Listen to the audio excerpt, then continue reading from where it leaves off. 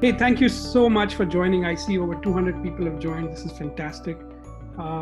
However, we are indeed living in very challenging times. So the idea here is that in the next 30 minutes, I want to quickly talk through some of the things that we've seen, observed, as to how the partner programs are actually managing this challenge, but at the same time, how companies are actually taking advantage of the challenge to drive a permanent digital transformation.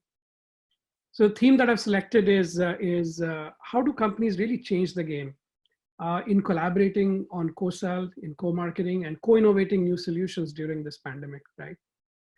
So follow along. The hashtags are ECS 2020, and the topic that we're discussing is ecosystems in the coronavirus times. First of all, immediate observation is that we've seen companies and specifically business leaders actually seize this as an opportunity as well to one, manage the challenge, but more importantly, put together a winning ecosystem, a winning strategy that will actually drive change and lead the ecosystem teams and their organizations and their partner programs into a post-digital world. So before we talk about the framework for kind of leading in these times, I wanted to highlight 3 leaders where we've learned what they're doing today in terms of not only managing, but also setting up their organizations for success in a post-digital world. So Tom Roberts at SAP, SVP for ISV partners, leading the overall co-sell with ISV partners, but also OEM with them. And indeed, as you can imagine during these times, they're seeing shifting pipelines. And there's a huge reliance in the tech industry, as you know, towards physical events and actually meeting face-to-face in enterprise sales cycles over a long period of time. So he's indeed raised his hand, and his entire team has actually worked on a key initiative that drives digital demand forward to these partners. And I can see how they are actually hustling to take what was physical before, digitizing all the way from joint account planning meetings to goal setting meetings to actually doing virtual events for those partners and giving those leads virtually back to those partners. So kudos and hats off, Tom, for kind of leading not only in this challenging time, but also setting the team up for success in the long term. Gabriela Schuster at Microsoft, another key leader, somebody who we've got great sponsorship also and a learning ability from. And if you look at the speed at which Microsoft actually moved in an empathetic way, but also in order to create flexibility in their partner programs, whether it was retraining or offering their tools like Microsoft Teams and things like that, but also a lot of solution offers from not only Microsoft themselves, but the partner ecosystem around them. It led to a lot of solution innovation happening.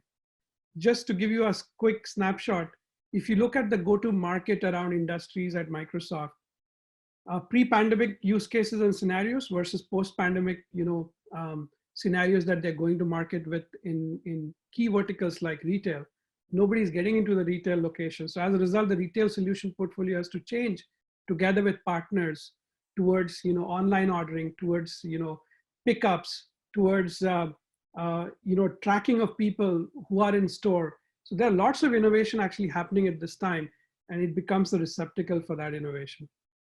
And then somebody we're going to hear from later today, I'm really excited about Sherry Gartner at DXC, who's going to talk about how they're staying relevant.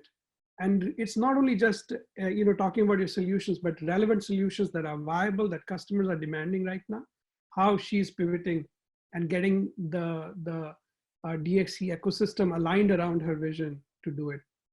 And observing these leaders, what we see is a very simple framework.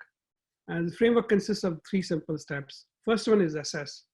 As leaders, we have to not only understand deeply, we have to also empathize with the scenarios that people are dealing with.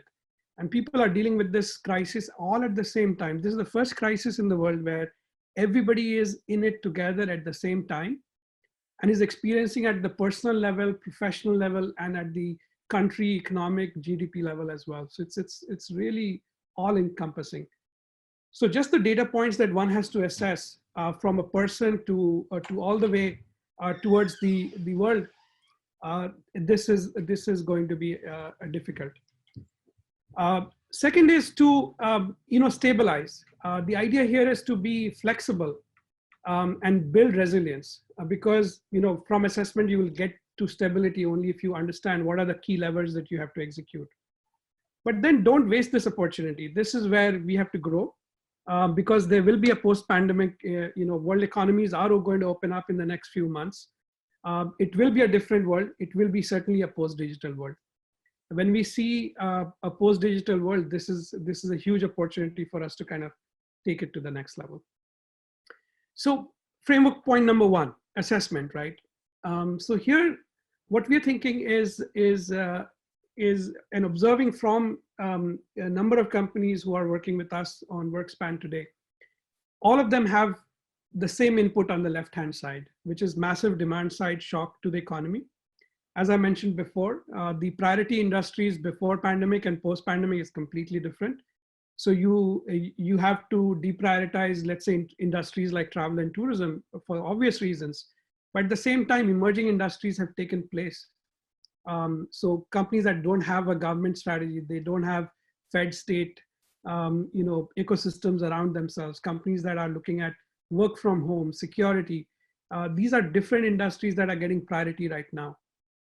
As a result, your pre-pandemic, post-pandemic scenarios are slightly different.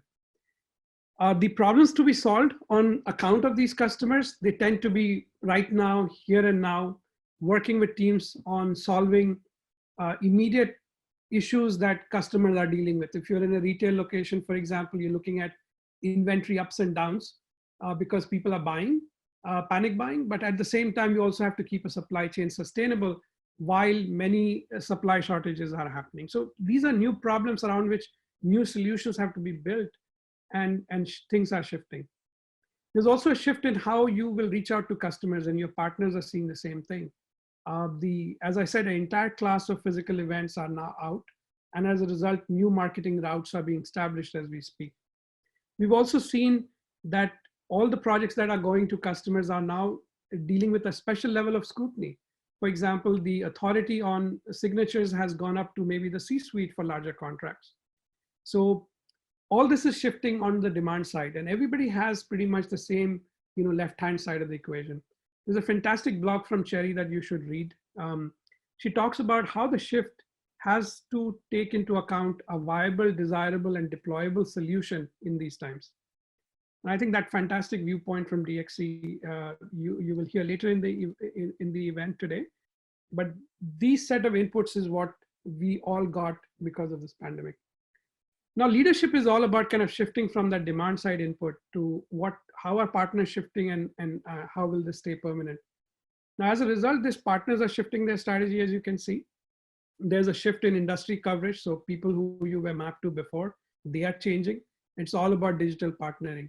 Companies are finding new partners. They're working with existing partners, but in new ways.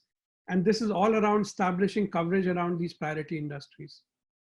And what was true before March is no longer true now. So as a result, this new set of industry coverage use cases are actually happening in the ecosystem right now.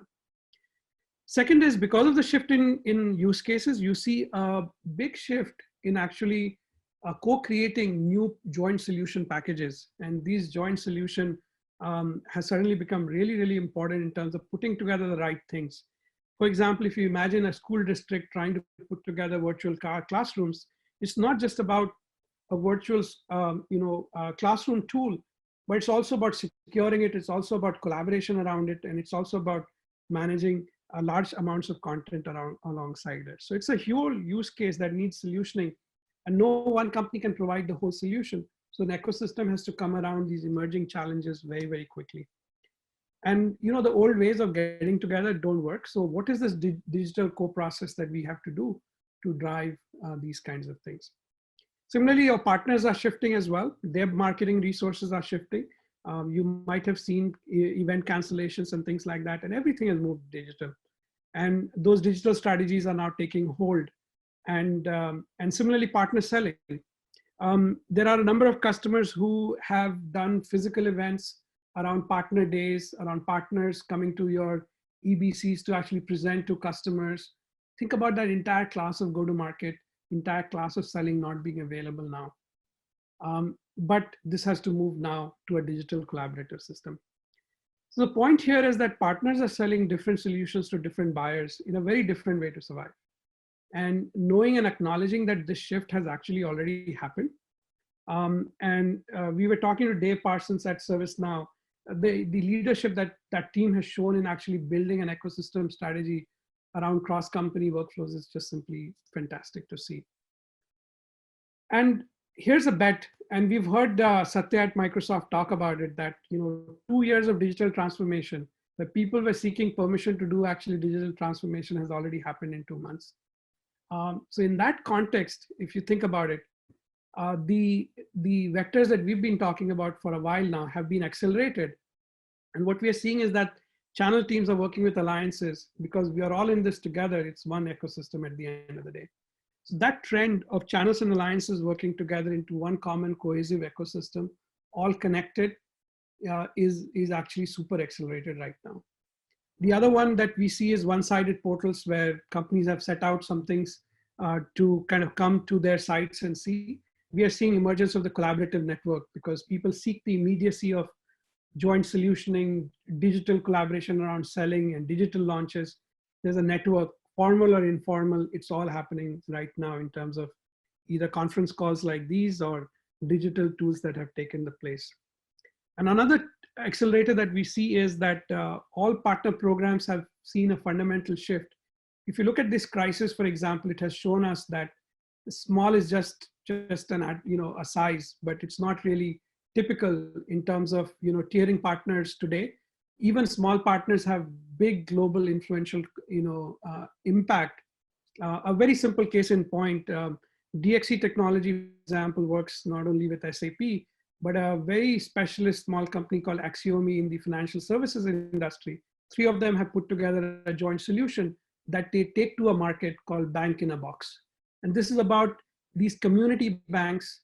These community banks, as you know, they are processing lots and lots of loans together for small businesses, and creating solutions very, very quickly so that you marry the big with the small. And here, what really matters is competencies. It's not really about types and tiers of partners. So I'm seeing a lot of shift in that regard with regard to how companies are processing the left side, which is a given, but how do you really go towards the right side in terms of a post COVID-19 scenario? Now, looking at the framework here in terms of what is likely going to happen and what are some inputs that you are going to see in this pandemic in terms of stabilizing and checking the impact on your partners. The point here is we want to be the first responder to our partners in this situation. And by the way, that fire engine that just walked by or just zoomed by is probably on cue here. But idea here is that if we can respond to partners' needs that we anticipate in a very thoughtful way, we will have a winning ecosystem, a resilient ecosystem in the long run. So one is, it's no doubt many partners will miss revenue targets. You're probably already seeing it. It's probably shifting. Q3, Q4 will be tough times. So the idea here is that the partner source influenced revenue and the partner tiers associated with it will shift. So what will take in its place? And I think thinking forward, this is where annual plans with partners, for example, should be shifted. Anything done pre-March should shift, right? So here, kind of getting to a capability where you have a digital partnering plan put in place, where you revise these targets, you be empathetic to the situation, but also show them new places where they can hunt and how they can identify and turn existing deals into lifeboat deals. Because as customer budgets will shift, only the essential will get funded.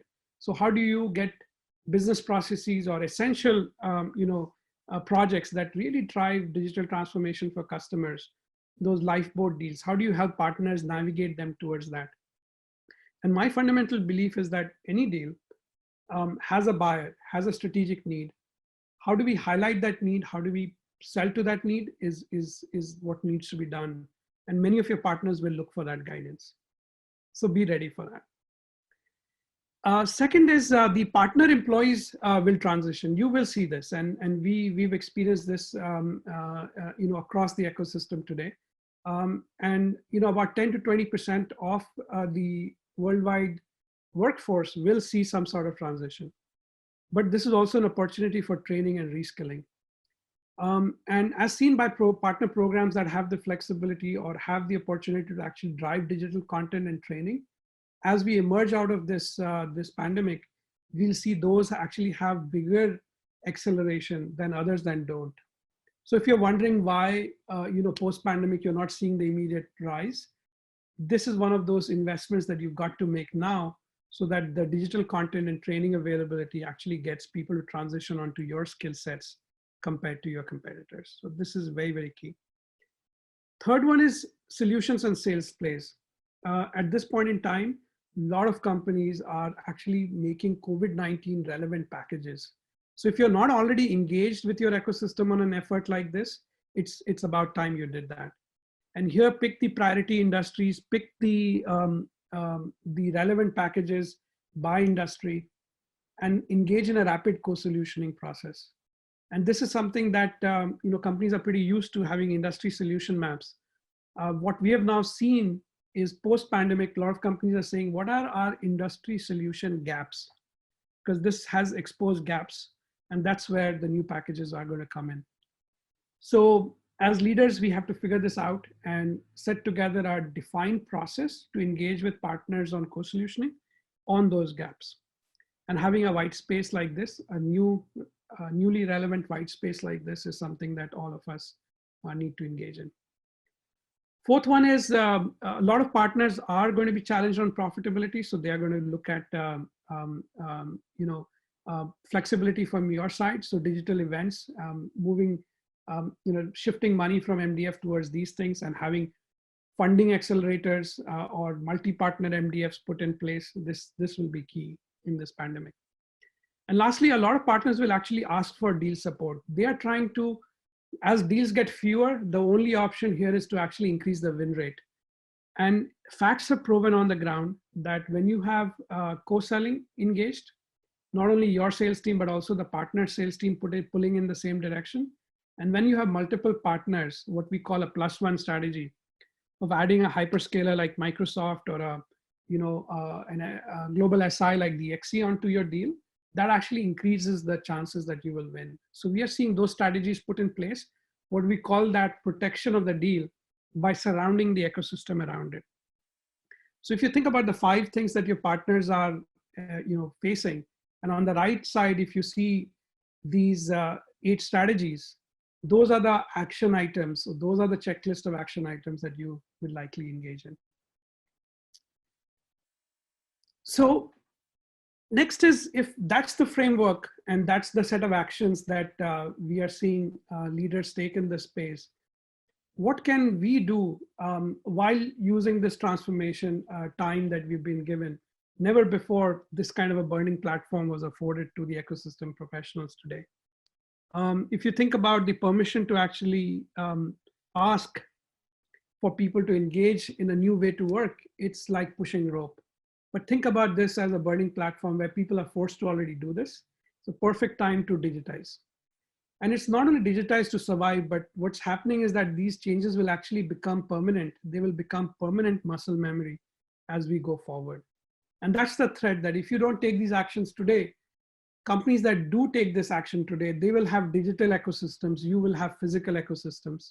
And because digital ecosystems will be connected as a live network of people and companies working together, the chances of a digitized collaboration actually far exceeding and outpacing a physical process is very likely. So I would say if this burning platform is not utilized to digitize, there's a clear threat in actually not having a winning ecosystem in the long run. So number one, digitize collaboration, network of companies and people that you're working on, a digital process of onboarding partners, a digital process of running pipeline reviews, interactive tasks, comments with any member of your partner network should be a baseline that all of us, once we emerge from this pandemic, should have a baseline capability for. Second one is digitize processes. We have taken the ecosystem professional for granted for far too long. For example, we have tools for marketing professionals, we have tools for sales teams, but often the partnering teams have been left to Excel or to download, our Salesforce.com report or an SAP CRM report or a Dynamics report, and then they are working off that report to kind of service their partnering ecosystem. Those times are gone. We have to really think about end-to-end flows now in terms of how joint selling will happen across an ecosystem. How joint solutioning, how will companies propose new solutions and actually get them done? And how joint funding will actually work. Completely in a digital way, no kind of spreadsheets here and there, no manual processes to kind of, no help desks, if you will, in terms of kind of intermediating on behalf of people. And lastly, this is also about data sharing. The issues that we've seen, if data sharing is for the good, people are for it. If data sharing is secure, people are for it. And this is a huge time where sharing good data actually changes the outcome. So for example, if you have daily changes in pipeline, and if you look at the poll, 48% or 46% of you actually mentioned that's the #1 challenge that you're dealing with. So if there are examples of companies that have actually done digital sharing of pipeline, they are perhaps in a better place. So there are 4 or 5 programs, 2 of which we are speaking on later today, that you will hear from. These are examples of what we could call post-digital era of ecosystems. And these companies have already taken the leadership in actually doing and putting in place a foundation for doing it. So Cisco, tremendous partner program flexibility has been created to actually deploy this at scale. And the partner program flexibility actually provides the business resiliency fund at Cisco to actually run multiple initiatives with partners fairly quickly. We have the partner focused communities from Microsoft. So we talked about Gabriela earlier in the presentation.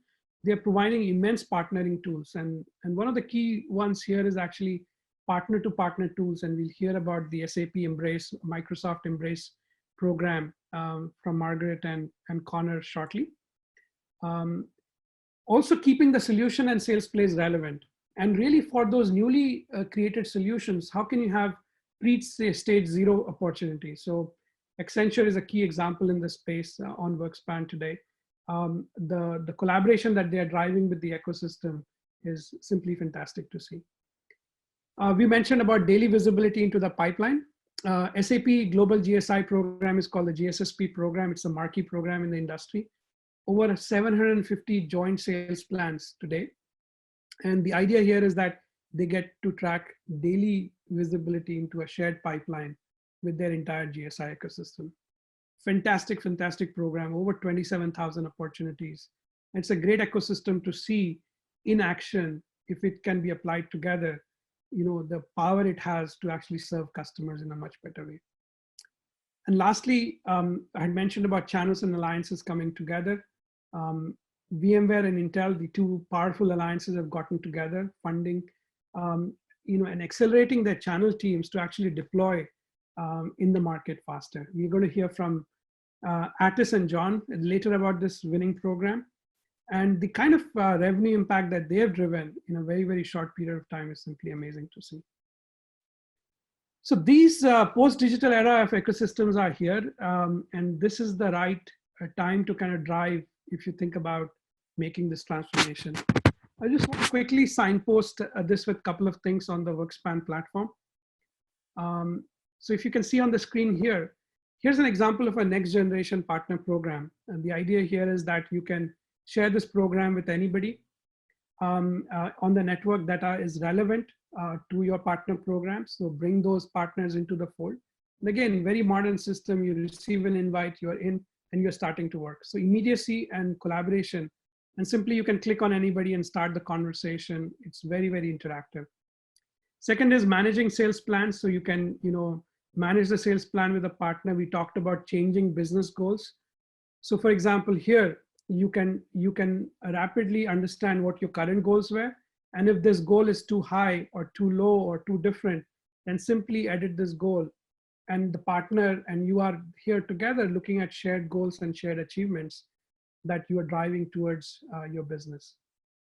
We talked about changing pipelines and being in the know. So you can then have a joint book of business all the way from pre-pipeline to actually converted, which is integrated with CRM systems with your partners. And then you can collaborate on a given deal in a virtual way. We are all going to run out of time, especially video conference time. We have to figure out how to work asynchronously. So this is the capability by which you can actually work asynchronously to kind of really keep each other informed on the pipeline. And all this, you need to keep a pulse on this so you can then see which new solutions that you recently launched, which initiatives with which partners are working and which ones are not. So having a real-time sense rather than waiting for a monthly business review or a quarterly review, but having live charts like this to actually dictate how your next best actions are going to take shape in the ecosystem is going to be really important. With that, let me end my presentation and take a few questions. That's excellent, Amit. Thank you for sharing that. So we do love to have a hand raise. I don't have any yet. At least I don't think so. No hand raises yet, but we do have a question from Sudhir.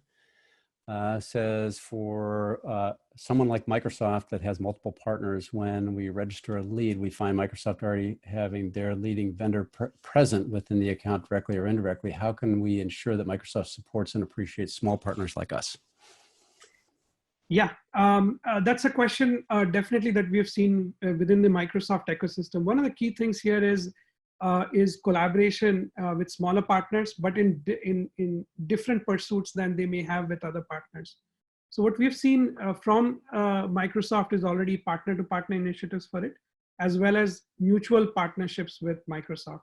It's certainly about kind of getting to the right team members to collaborate with at Microsoft so that you can jointly present to a customer in a better way. So I would definitely suggest that collaboration is key. Second is keeping your opportunity separate from other pursuits that Microsoft may have. And certainly, we've seen multiple pursuits happen at the same time in similar accounts.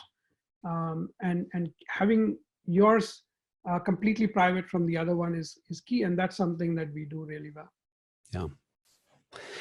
Terrific. So another one from Jason King. Keep the questions coming. This is awesome. Being new to partnership ecosystems, how can we leverage the co-opetition concept to survive and thrive in this new normal? Yeah. When you think about that's such a terrific question. When you think of a ecosystem, right, it is co-opetition really that you have to do. So an ecosystem model has to serve your privacy and your independence and your decision to actually collaborate or not to collaborate. So on WorkSpan or in general in ecosystems, it's a very common practice to be either independently pursuing a deal or collaboratively pursuing a deal. So, or doing it, just with two partners or multiple or three or more partners, right? So having a capability like that gives you the leg up to actually manage such an ecosystem. Just to give you an example, the SAP GSSP program that we talked about, it is common for a single deal at SAP to be then jointly pursued in competition between two GSIs. But at the same time, it's also presumed to be collaborative, let's say, with a hyperscaler like Microsoft. So the ability to actually manage that nuance in where you're competing, where you're collaborating, where you're splitting versus where you are actually joining is something that a network like this actually affords well. And this is an example certainly that you will see with the Embrace initiative as well down the line. Excellent. I think that is it for questions. Yeah, Jason says thank you. Yeah, so I think that's it for questions, Amit. This is fantastic. Thank you so much.